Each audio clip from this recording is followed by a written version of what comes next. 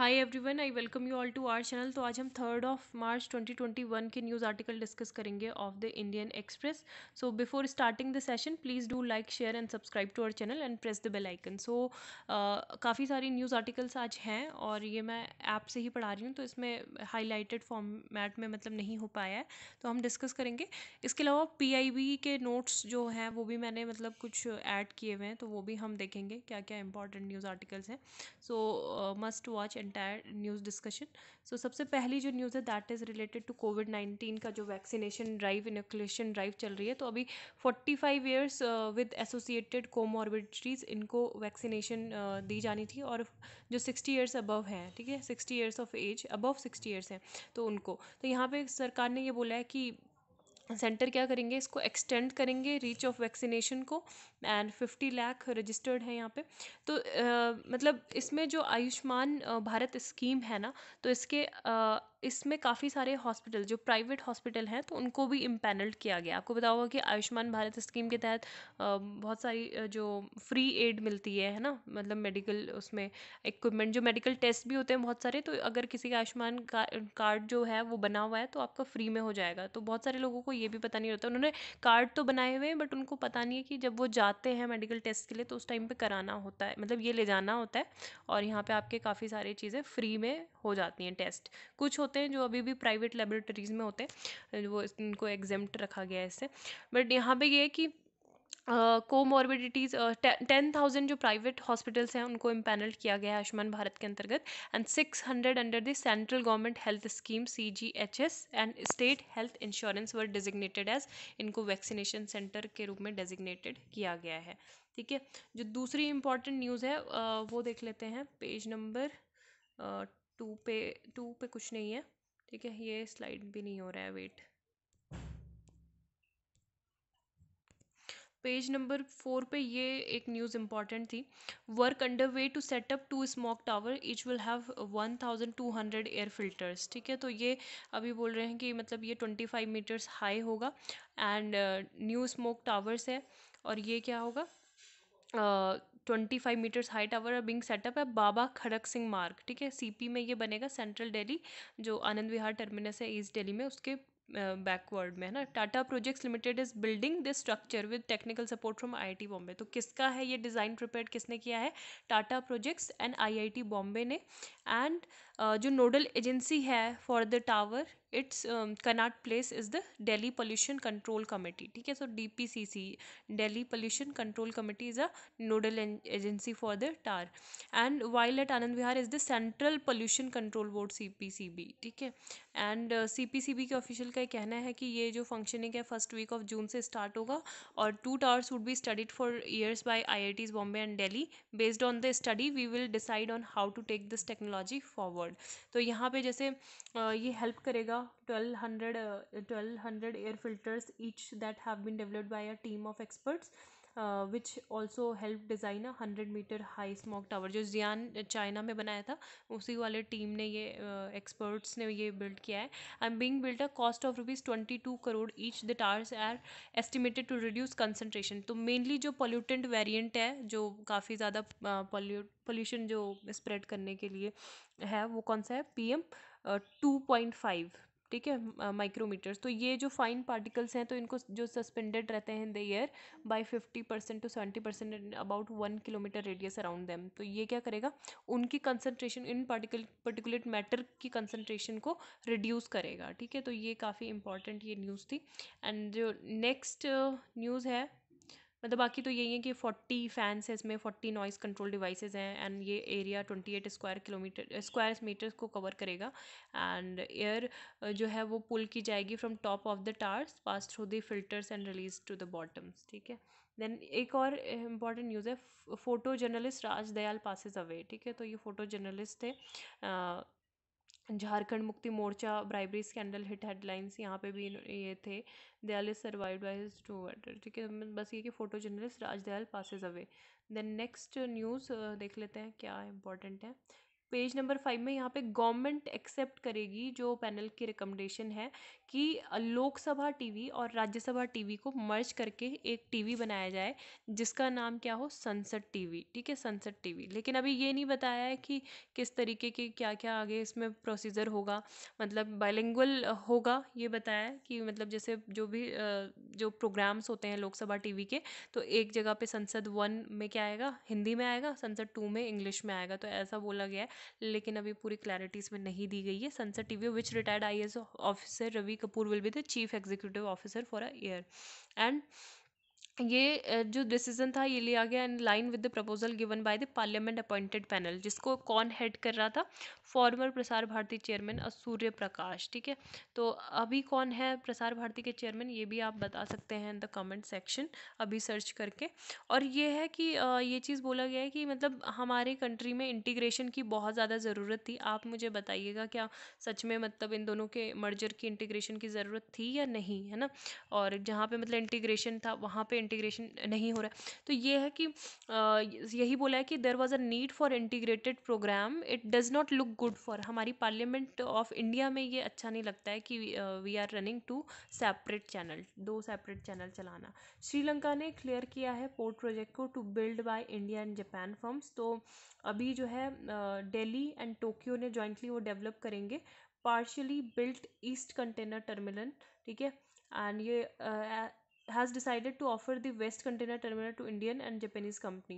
तो श्रीलंकन गवर्नमेंट ने ये अप्रूवल दिया है। एंड WCT क्या है, वेस्ट कंटेनर टर्मिनल, ये स्ट्रैटेजिकली लोकेटेड है next to $500 million Chinese run container jetty within Colombo sprawling port. ठीक है, तो ये भी एक न्यूज़ है, फैक्चुअल न्यूज़। एंड नेक्स्ट जो इम्पोर्टेंट है वो देख लेते हैं। तो यहाँ पे knowledge and diplomacy unseemingly proposal. ठीक है, अनसीमली प्रपोजल, ये कुछ आर्टिकल है जो important, the cost of face of idea page से। और बाकी यहाँ पे China cyber I in India. तो यहाँ पे सबसे पहला जो आर्टिकल है अनसीमली प्रपोजल, तो इसको डिस्कस करते। कल ही मैंने काफ़ी सारी चीज़ें एक बार में बताई थी आपको, एक बार कल का जो स्टार्टिंग का वीडियो है वो ज़रूर देखना कुछ मिनट का, जिसमें मैंने आपको बेल्स के बारे में बताया है ना, कि मोस्ट कॉमन जो बेल होती है इंडिया में 3 टाइप की होती है, रेगुलर और एंटिसिपेटरी, है ना। तो ये सब बताया। तो यहाँ पे एंटिसिपेटरी बेल की बात हुई थी। यहाँ पे हुआ क्या था कि एक केस था जिसमें 16 ईयर ओल्ड गर्ल थी। ठीक है, 16 ईयर ओल्ड गर्ल, तो शी वॉज माइनर, मतलब 16 ईयर है तो ऑब्वियसली माइनर है। तो उसके साथ मल्टीपल टाइम्स रेप किया गया था। ठीक है, एंड जो एक्यूज था ही वॉज गवर्नमेंट एम्प्लॉय।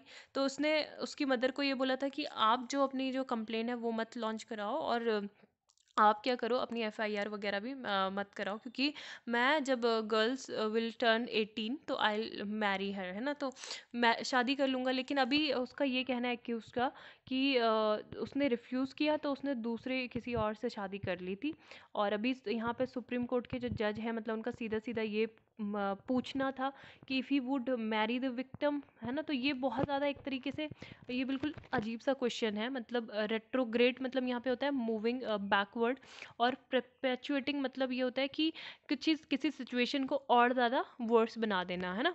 अब यहाँ पे अनईज वाला मतलब बहुत ही वैसा क्वेश्चन इन्होंने पूछा। And words uttered in the highest most preeminent court of the land ripple out into the larger society. So इनके पास ये पावर होती है कि अपने सिटीजन्स के क्या करें, जो कॉन्स्टिट्यूशनल राइट्स हैं उनको डिफेंड करें, है ना।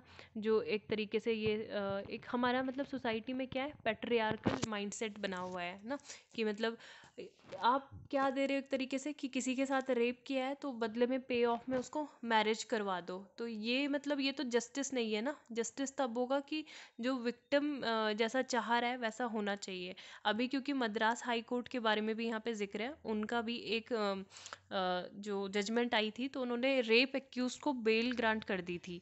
अब ये बोला था कि आप जो मतलब जो रेपिस्ट है वो किससे शादी कर लेगा, जो जिसमें मतलब जिसके साथ असॉल्ट हुआ है वुमेन के साथ, है ना। लेकिन वुमेन ने भी बोला victim had declared her revulsion at such a settlement, कि मतलब इतना किसी ने इतनी घिनौनी हरकत की है उसके बाद वो उससे शादी करे, तो it is not at all possible, और she is not at all comfortable, है ना। तो ये था। तो इस वाले केस में मतलब यही चीज़ बोली जा रही है कि इस तरीके से यहाँ पे जस्टिस की जगह पे आप एक तरीके से रेप के लिए मैरिज आप दे रहे हो, मतलब मैरिज ऑफर कर रहे हो, पे of for rape, it is not at all good, है ना। तो ये है कि वो काफ़ी टाइम तक ऐसा होता रहा। The accused had appealed against a Bombay high court order that struck down the anticipatory bail granted him to by a session court कि विल यू मैरी हर, तो सीधा सीधा ये बोल दो, है ना। तो ये एक अजीब सा क्वेश्चन है। Under the law of the land, rape is non compoundable crime, that is the offence can not be diluted और मिटिगेटेड, है ना, by any settlement reached outside the court. तो सुप्रीम कोर्ट ने बहुत बार इस तरीके के जो स्टेटमेंट है वो दिए हैं। 2015 की जजमेंट भी यहाँ पे बताई गई है, state of MP versus Madan Lal. Court ने अनएम्बिगुअसली स्टेट किया था कि in a case of rape और attempt of rape the concession of compromise under no circumstances can really be thought of.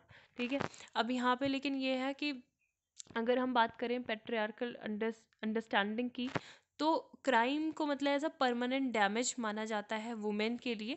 अब जैसे कोई रेप भी किसी के साथ हो जाता है तो उस रेप विक्टिम को कंसिडर किया जाता है कि अब तो ये जिंदा लाश है ना, अब तो क्या ही है। सो उसको मतलब एक तरीके से डिस्करेज किया जाता है, और कि वो अपने लिए जस्टिस लेने की बजाय वो क्या करे, कॉम्प्रोमाइज़ कर ले, है ना, अपना ऑनर को भी साइड छोड़ के वो एक कॉम्प्रोमाइज़ कर ले कि चलो वो शादी तो कर रहा है उससे, है ना, ये है। Even if it means exposing her to more violence from her husband silent.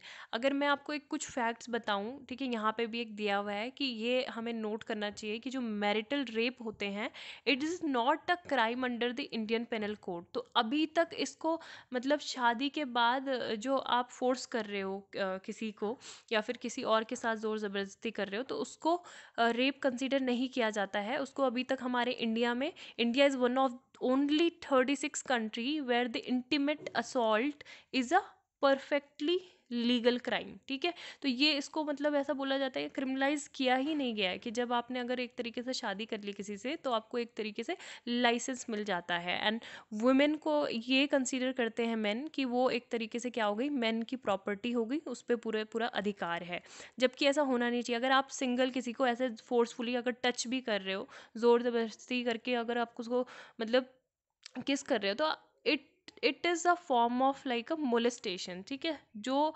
Unknown person है वो एक व्यक्ति के साथ अगर फोर्सफुली कुछ कर रहा है तो वो रेपिस्ट कंसिडर होता है। तो अगर शादी के बाद भी किसी के साथ आप फोर्सफुली ऐसे कर रहे हो तो you are in the same category, you and that person. तो लेकिन अभी हमारे कंट्री में ऐसा नहीं है।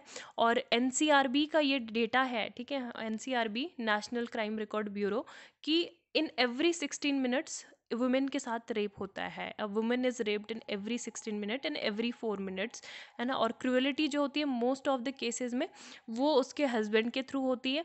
एंड 99% जो केसेस होते हैं वो अनरिपोर्टेड केसेस होते हैं। ठीक है, जब आपको पता है निर्भया केस हुआ था तो उस टाइम पे भी एक JS वर्मा कमेटी बनी थी, तो उन्होंने भी ये रिकमेंडेशन दिया था कि मतलब ऐसे इसको जो मैरिटल रेप है उसको भी कंसिडर करना चाहिए, है ना। इसमें तो ये सारी चीज़ें थी। और बस यही इस आर्टिकल का क्रक्स है। देन नॉलेज एंड डिप्लोमेसी, तो India success is space pharma point to diplomatic potential of knowledge industry and to wanting software. अभी जैसे रिसेंटली अभी क्या हुआ था, जो ब्राज़ील ये जो लॉन्च हुआ था अमेजोनिया वन सैटेलाइट, जो मेनली अमेजोन के फॉरेस्ट की स्टडी के लिए हुआ था। तो यहाँ पे इसरो ने ये मतलब अलाउ किया इंडिया ने कि एक्सपोर्ट ऑफ कोविड-19, एक तो मतलब ब्राज़ील को ये किया अमेजोनिया वन सैटेलाइट। दूसरा ये था कि इससे पहले ही हमने कोविड-19 की जो वैक्सीन थी ब्राज़ील को, हमने अपने वैक्सीन मैत्री जो डिप्लोमेसी है उसके अंतर्गत ये उन्हें एक्सपोर्ट करी, है ना। सो taken together these two example of technological scientific cooperation, और दूसरा हम क्या कर रहे हैं, जो एक तरीके से हम फार्मास्यूटिकल इंडस्ट्री को आगे और बूस्ट कर रहे हैं। तो ये दोनों ही बहुत इम्पॉर्टेंट एस्पेक्ट है हमारी नॉलेज इकोनॉमी के लिए, काफ़ी इंपॉर्टेंट है, potential to India's knowledge economy. And India की अगर हम करंट ग्लोबल डिप्लोमेसी की बात करें स्पेस और फार्मास्यूटिकल्स में, तो बहुत सारी जो कंट्रीज़ हैं वो इंडिया पे डिपेंडेंट रहती हैं, है ना। तो ये हमारे ये जो फ्रूट है 50 सालों से जो सस्टेन्ड स्टेट सपोर्ट है फॉर आत्मनिर्भर है ना, दोनों उसी उसी का है ये।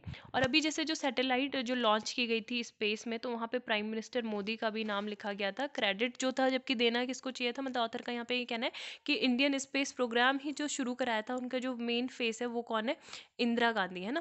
वैसे इंदिरा गांधी को बहुत ज़्यादा ही मतलब क्रेडिट मिलना चाहिए कि इसरो उन्होंने स्टार्ट किया था 1972 में। एंड ये भी डिसीजन जो था उन्हीं का था कि वो इंडियन पेटेंट्स एक्ट बनाए, ठीक है। इंडियन पेटेंट्स एक्ट 1970 में आया था, नहीं तो पहले यूएस और जो बाहर की जो वेस्टर्न पावर थी वो पूरे हमारे इंट्रूड कर लेते हैं हर चीज़ पे, है ना।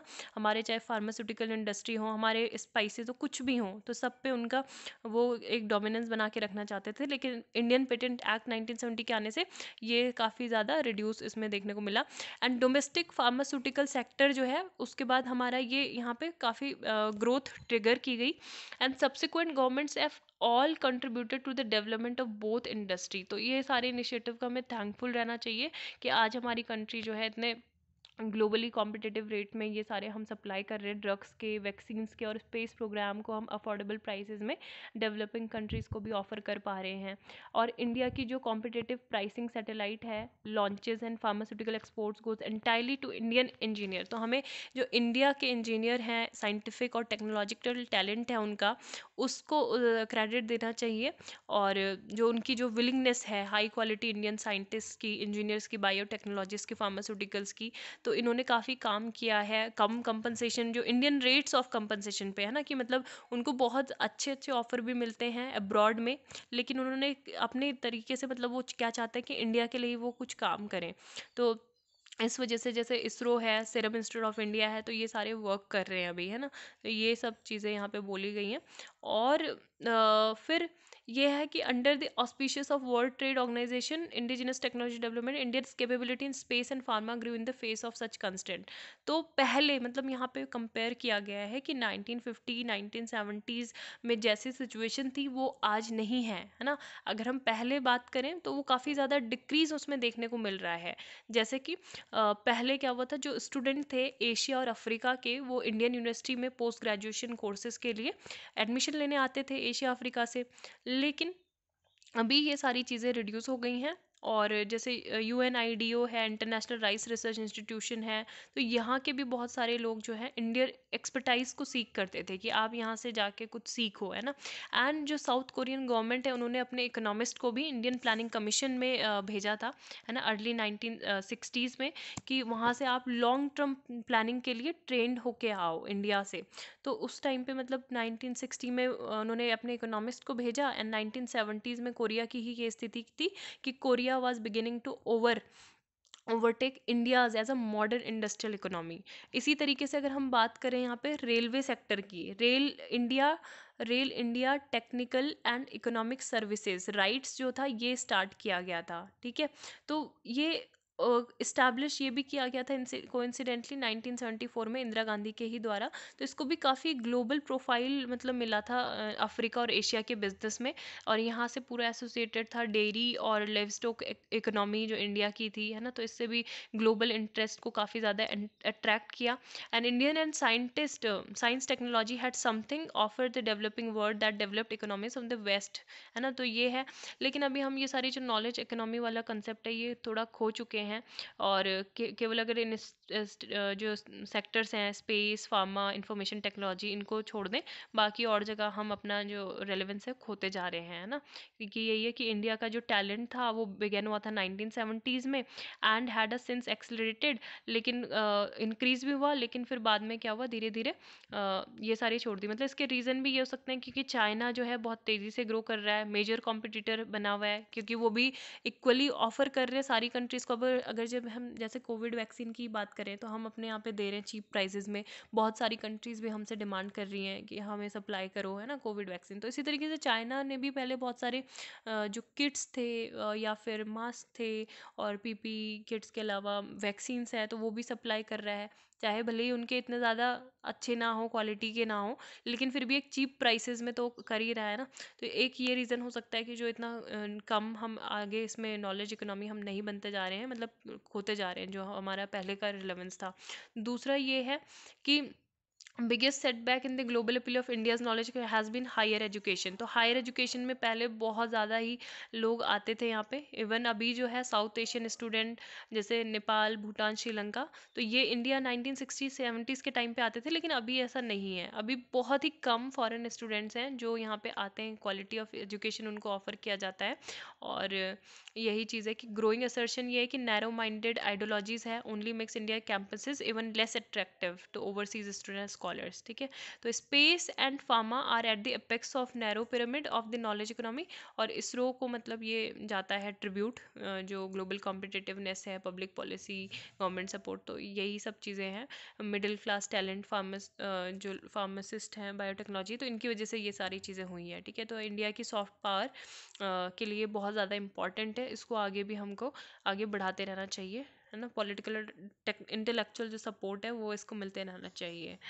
देन नेक्स्ट यहाँ पे था डाइवर्सिटी गैप। तो यहाँ पे ऑस्ट्रेलिया में जो इंडिया के लोग रहते हैं, जिनको क्या बोला जाता है, ऑस्ट्रेलियन इंडियन ओरिजिन पीपल, है ना, तो उनका मतलब कोई भी रिप्रेजेंटेशन, पॉलिटिकल रिप्रेजेंटेशन यहाँ पे नहीं है सोसाइटी में। और they participate in many sector of the Australian economy and society. Many are बहुत वेल एजुकेटेड भी हैं, वो हाई इनकम से अर्न करते हैं, इंग्लिश भी बोलते हैं, वो डेमोक्रेटिक कंट्री से भी आते हैं, तो उनको वहाँ की डेमोक्रेटिक पॉलिटिकल प्रोसेस की भी काफ़ी अच्छी खासी नॉलेज है। लेकिन यहाँ पे जो है पॉलिटिकल लीडरशिप है, अगर in numbers proportionate to the size of the community in Australia, वो बहुत कम है।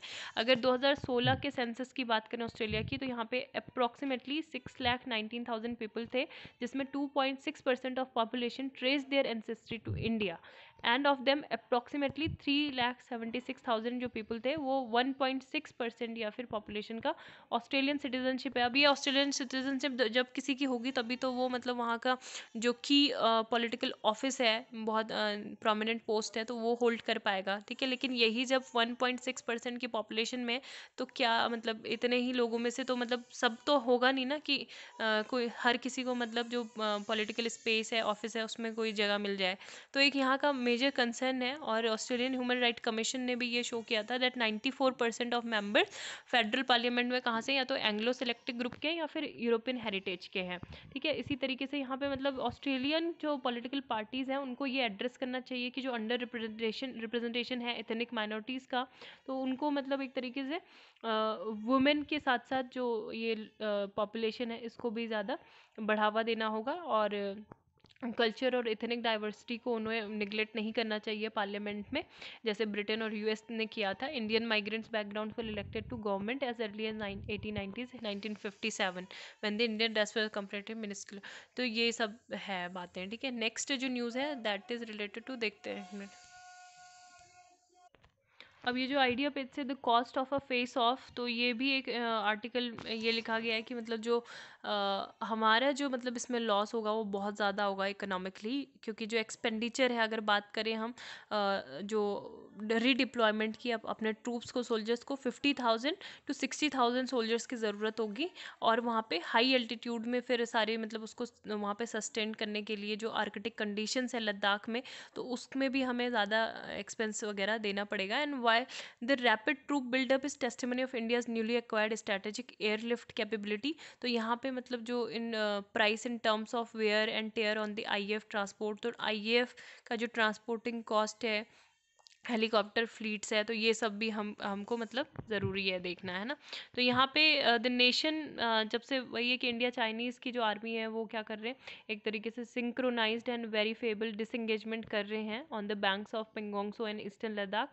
तो ये 10 मंथ्स के क्लाइम डाउन के बाद ये बहुत ज़्यादा सैंगुनरी है। सैंगुनरी आर्म्ड कॉन्फ्रंटेशन ये था। सैंगुनरी मतलब ये होता है कि कॉजिंग बहुत ज़्यादा मतलब ब्लड शेड जिसमें देखने को मिलता है। ठीक है, एक और यहाँ पे वर्ड था एग्रेजियस। एग्रेजियस मतलब होता है शॉकिंग, बहुत ज़्यादा बैड, है ना। तो वो भी अभी हाईलाइटेड नहीं है, तो मेरे को पता नहीं कहाँ पे लिखा है, तो आप बस देख सकते हो मीनिंग।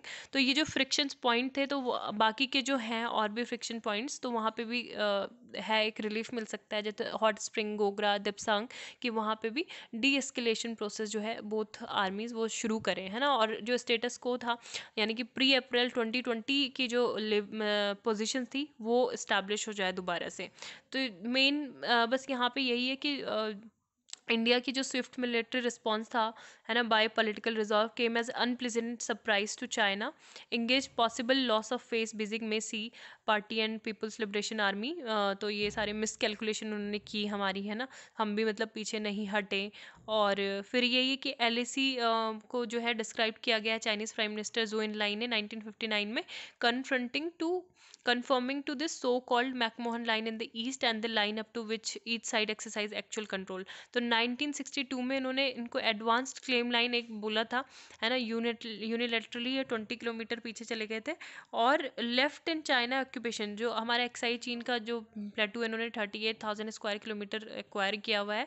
और ईस्ट की बात करें तो अभी क्या क्लेम करता है वो, सदर्न तिब्बत बताता है किसको, जो हमारा अरुणाचल प्रदेश है वहाँ के 84,000 स्क्वायर किलोमीटर पार्ट को, है ना। तो ये है south of the McMahon line. तो ये सारी चीज़ें चाइना की तरफ से की जाती हैं। एंड कुछ गलतियां बताई गई हैं कि सीधे सीधे मतलब उस टाइम पे नेहरू ने थ्रो आउट कर दिया था चाइनीज़ को कि आप नेफा से चाइनीज़ को डायरेक्ट कंसिक्वेंसेस ये हुए कि उनको हटाना है यहाँ से, ignorance about the dismal state of the Indian army. तो यही सब स्टोरी पूरी लिखी हुई है यहाँ पे, ठीक है। और ये कि हम अपने जैसे पार्लियामेंट में बहुत सारी चीज़ें बोलते रहते हैं कि हम जब ऐसा होगा, युद्ध होगा, तो हम क्या करेंगे, जब when time comes all resources will be made available to our gallant armed forces, है ना। लेकिन जो एब्सर्डिटी है इन स्टेटमेंट्स के पीछे, वो मतलब बहुत ही, क्योंकि जब टाइम ऐसा आएगा तो तब बहुत देर हो जाएगी कि हम हैंड आउट कर पाएँ गन्स अपने सोल्जर्स को। और जो क्राइसिस है, sees a panic rush abroad for emergency purchase, उस टाइम पे हम फिर क्या करते हैं, दूसरे कंट्रीज़ का मुंह देखते हैं कि आप हमें कुछ सपोर्ट करो, मॉनेटरी हेल्प करो, इमरजेंसी सपोर्ट हमें दो, है ना। तो ऐसी सिचुएशन आए ना, इसके लिए अभी से प्रिपेयर होना चाहिए। और हम टर्म जो है बार बार हम कंसिस्टेंटली यही सुनते हैं जब भी कुछ युद्ध होता है कि 1947 का जब युद्ध हुआ तो वो एक सरप्राइज हो गया, है ना। 1962, 1965 या फिर कारगिल कॉन्फ्लिक्ट हुआ, और IC 814 हाईजैकिंग हुई थी, 26/11 टेरर स्ट्राइक हुए थे। तो ये एक तरीके से ये सरप्राइज नहीं, बल्कि ये क्या है, इंटेलिजेंस फेलियर्स हैं। और जो कोऑर्डिनेशंस, जो lack of coordination, collation, analysis में जो कमी है, वो सारी चीज़ें उसका ही ये कंक्लूजन थे ये सारे जो युद्ध हुए थे। एंड डिसमिशन ऑफ इंफॉर्मेशन, है ना। तो जो कारगिल कमेटी, रिव्यू कमेटी थी 1999 में, तो उनकी भी पब्लिक रिपोर्ट में ये चीज़ मेंशन थी कि there are no checks and balances in the Indian intelligence system to ensure that the consumer gets all the intelligence that is available and is due, है ना। Each intelligence agency diligent its perceiving its own turf. तो ये सारी हैं कि अभी मतलब इस पे काम करने की ज़रूरत है। देन नेक्स्ट जो न्यूज़ है यहाँ पे, मेन ये थी, चाइना साइबर आए इन इंडिया। तो पहले अगर आप मतलब करंटली कंटिन्यूसली आप न्यूज़पेपर रीडिंग करते हैं तो आपको पता होगा कि क्या क्या चीज़ें हमें देखने को मिली थी, है ना। इंडिया और चाइना का क्लैश ऑफ हुआ था। तो जो चाइनीज़ गवर्नमेंट लिंक्ड कंपनी थी, तो उन्होंने ये किया था कि बहुत सारे इंडियन को डिजिटल मतलब डिजिटली वॉच वो कर रहे थे। और नवंबर में गवर्नमेंट ने भी बोला था कि मालवेयर थ्रेट हमें है, वो बहुत सारे सेगमेंट में, इन पावर इंफ्रास्ट्रक्चर में भी मेनली। और चाइनीज़ जो स्टेट बैक्ड फर्म है, ठीक है, जिनको मतलब जो जी जिनपिंग जो कम्युनिस्ट पार्टी ऑफ चाइना है वो भी सपोर्ट करती है, तो वो क्या कर रहे हैं, एक तरीके से हैकिंग करने की कोशिश कर रहे हैं। तो यहाँ पे अभी कोविड-19 वैक्सीन के प्रोग्राम में भी हमें देखने को मिला, जो सीरम इंस्टीट्यूट ऑफ इंडिया है और भारत बायोटेक है, क्योंकि देखो इन दोनों की ही वैक्सीन की डिमांड पूरे ऑल ओवर द वर्ल्ड हो रही है। सारी कंट्रीज़ बोल रही हैं कि इनको चाहिए कोविशील्ड एंड कोवैक्सीन, है ना। तो क्योंकि हम अफोर्डेबल प्राइस पे भी दे रहे हैं, तो इस वजह से। तो इसी तरीके से चाइना एक तरीके से क्या चाहता है, कॉम्पिटिटिव एडवांटेज जो है वो लेना चाहता है, इन सारे जो डेटा है इनको चोरी करके हमारा, है ना। तो इंटेलेक्चुअल प्रॉपर्टी राइट का मिसयूज़ वो करना चाहता है। तो जहनुआ जैसे थी, तो उसने भी टारगेट किया था कि बहुत सारे जो हमारे प्रोमिनेंट एकेडमिशियंस थे, जर्नलिस्ट थे, एक्टर्स थे, स्पोर्ट्स पर्सन थे, रिलीजियस फिगर्स थे, एक्टिविस्ट थे, इवन जो बहुत सारे फाइनेंशियल क्राइम और करप्शन, टेररिज्म, स्मगलिंग में इन्वॉल्व थे, उन सारे एक्टिविस्ट का भी उन्होंने डेटा लिया था। मतलब ऐसी कोई इसमें बड़ी बात नहीं है कि उनका डेटा लेना, लेकिन सबसे ज़्यादा जो टेरिफिक था वो ये था कि जो डेटा था वो अवेलेबल था पब्लिक डोमेन में, लेकिन 24/7 वॉच रखना इन सारे चीज़ पे। तो ये इस एजेंसी पे जेनुआ पे रेड फ्लैग लगाता है विद साइबर सिक्योरिटी एक्सपर्ट्स, है ना। ये सारे इन्फॉर्मेशन मतलब इतने टाइम से कलेक्ट कर रहे हैं। तो यहाँ पे Red Echo and Shadow Pad की बात हुई है। तो फरवरी में क्या हुआ था, जो साइबर सिक्योरिटी कंपनी है रिकॉर्डेड फ्यूचर पब्लिश रिपोर्ट, इन्होंने बोला था कि स्टीप प्राइस देखने को मिल रहा है। और एक चाइनीज़ ग्रुप है जिसका नाम है रेड इको, तो ये टारगेट करेगा इंडिया के पावर सेक्टर को मेनली, है ना। तो पावर मिनिस्ट्री ने भी ये इन्फॉर्म किया था कि रेडिको ने अटैम्प्ट किया है हमारी कंट्री में जो लोड डिस्पैच सेंटर्स है वहाँ पे, और लेकिन अभी कोई ऐसा ब्रीच नहीं हुआ है, लेकिन इन्होंने यूज़ किया मालवेयर शैडो पैड, ठीक है। तो इसमें बैकडोर से एक्सेस मिला सर्वर्स पे, और इन्होंने कंफर्म भी किया ये चीज़, ठीक है। तो कहाँ पे, power system operation corporation limited, the government enterprises in charge of facilitating the transfer of electricity through load dispatch centre. तो यहाँ से ही हमारी पूरी इलेक्ट्रिसिटी का काम होता है।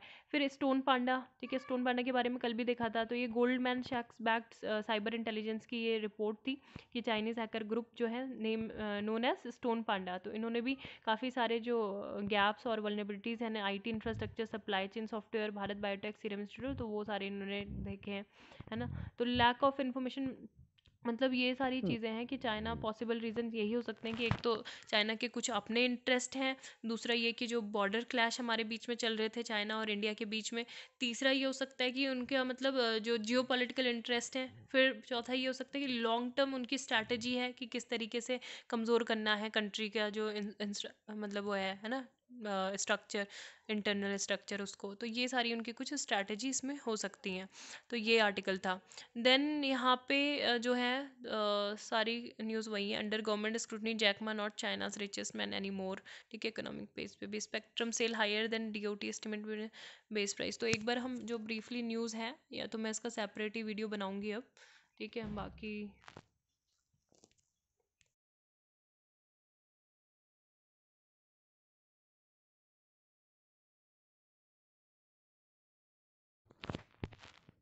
एटलीस्ट क्विज़ तो देख लेते हैं जो आपको आज करनी है, ठीक है।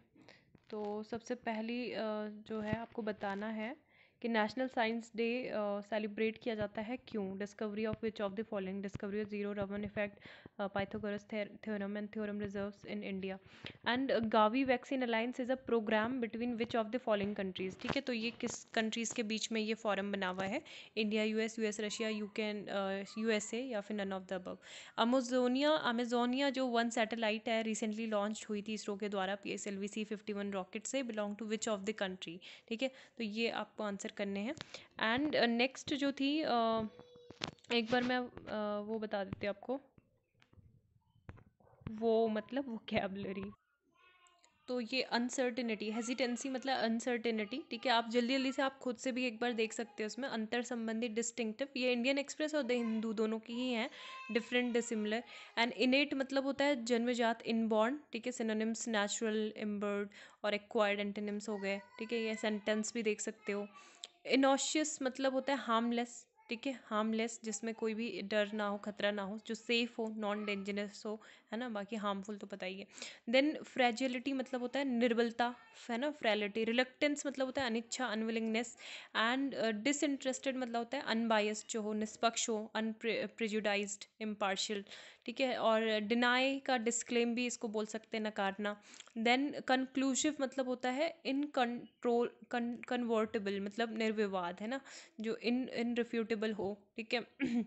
डिप्लॉय मतलब होता है तैनात करने, तो पता ही। बिगड़ना मतलब डिटेरिएट, कुछ तो मतलब बहुत इजी होते हैं जो हम डेली सुन के हमको वो याद हो जाते हैं, जैसे इनविंसिबल है तो अजय, है ना, इनवल्नरेबल। अफर्म मतलब होता है डिक्लेयर करना, किसी को आप क्या कर रहे हो, अफर्म कर रहे हो, आप उसकी स्पष्टता बता रहे हो, असर्ट कर रहे हो, है ना। देन रिजम्पशन मतलब पुनरारंभ होता है, ठीक है। फ्लिंच मतलब होता है झिझकना। स्ट्रिंजेंट, स्ट्रिक्ट, लेनियंट उसी तरीके से बिल्कुल सरल हो गया, है ना। ग्रिम मतलब होता है जैसे ग्रिम सिचुएशन में है कोई, है ना, मतलब बहुत कठिन परिस्थितियों में है। देन रिपल्सिव मतलब होता है रिवोल्टिंग, है ना, डिस्कस्टिंग, एबॉरेंट सिचुएशन में है, इस सिचुएशन।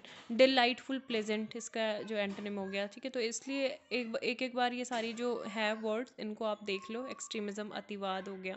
आर्बिट्री, ठीक है, तो ये सारे हैं। बाकी जो हमारे लिए और इम्पॉर्टेंट है, जैसे सेंट जॉर्ज ऑर्थोडॉक्स चर्च जो था, ये एक मॉन्यूमेंट ऑफ नेशनल इम्पोर्टेंस का ये बनेगा, ठीक है। केरल में ये है protected monument of the national importance by archaeological survey of India, ठीक है। तो ये है, और इसको बोला जा रहा है कि 1050 AD के टाइम पे बिल्ट हुआ था। 1952 में ये चर्च रिबिल्ट हुआ, and eastern part of the church was retained, not rebuilt, to preserve the murals, ठीक है।